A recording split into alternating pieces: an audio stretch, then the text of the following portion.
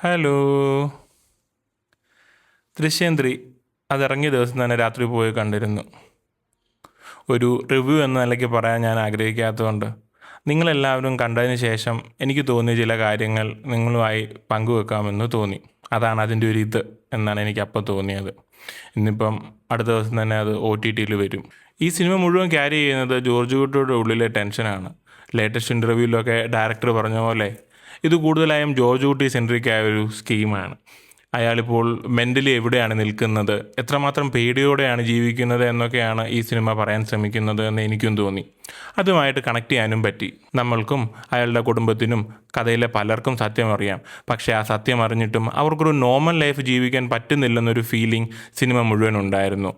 സൊസൈറ്റിയുടെ നോട്ടവും ചോദ്യങ്ങളും വിസ്പേഴ്സും ഒക്കെ അവരുടെ ജീവിതത്തിന് മുകളിൽ ഒരു സ്ഥിരമായ വാൾമുന ഭയം എന്ന പോലെ തൂങ്ങിക്കിടക്കുന്നതായി തോന്നി. ജോർജ് കുട്ടി ഒരു സിനിമാ നിർമ്മാണത്തിലേക്ക് പോകുന്നു എന്ന ഐഡിയ ദൃശ്യം 2 എസ്റ്റാബ്ലിഷ് ചെയ്തായിരുന്നല്ലോ. ഈ പാട്ടിൽ അതിൻ്റെ കുറച്ചൊക്കെ ഡെവലപ്മെൻറ്റ്സും ഫുൾഫിൽമെൻറ്റും ഒക്കെ കാണിച്ചു പോകുന്നുണ്ട്. അതുപോലെ ജോർജ് കുട്ടിയുടെ ഓപ്പോസിറ്റ് സൈഡിൽ നിൽക്കുന്നവർ ഇത്തവണ കൂടുതൽ സ്ട്രോങ് ആകുന്നു എന്ന തോന്നൽ എനിക്ക് ഫീൽ ചെയ്തു. ഒരു പോയിൻ്റ് വരെ ഇയാൾ ഇപ്പോൾ പെടും എന്ന് ജെനുവൻലി തോന്നി. എസ്പെഷ്യലി ഒരു 75% കഴിഞ്ഞപ്പോൾ ജോർജ് കുട്ടി ഓൾമോസ്റ്റ് കോണേഡായി എന്നൊരു വൈബ് കിട്ടി. പക്ഷേ അതേസമയം ജോർജ് കുട്ടി ഒന്നും വെറുതെ ചെയ്യുന്ന ഒരാളല്ല എന്നൊരു സബ് കോൺഷ്യസ് ട്രസ്റ്റ് പ്രേക്ഷകനുമുണ്ടല്ലോ. അതാണ് എനിക്ക് ഈ സിനിമ കൂടുതൽ ഇൻട്രസ്റ്റിംഗ് ആക്കിയത്. Second half climax portion personally എനിക്ക് വർക്ക് ചെയ്തു. കാരണം ഈ സിനിമ കാണുമ്പോൾ നാച്ചുറലി നമ്മൾ നായകൻ്റെ സൈഡിലേക്ക് പോകുന്നവരാണല്ലോ.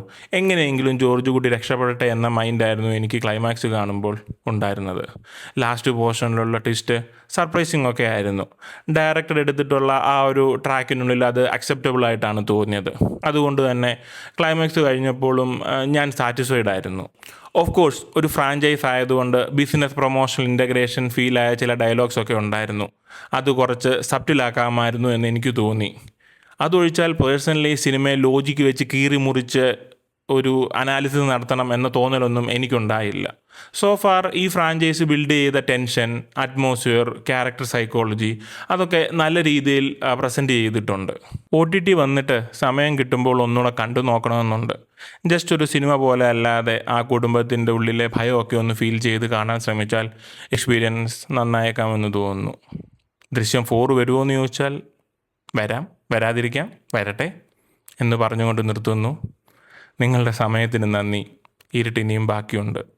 ഇനിയും വരാം.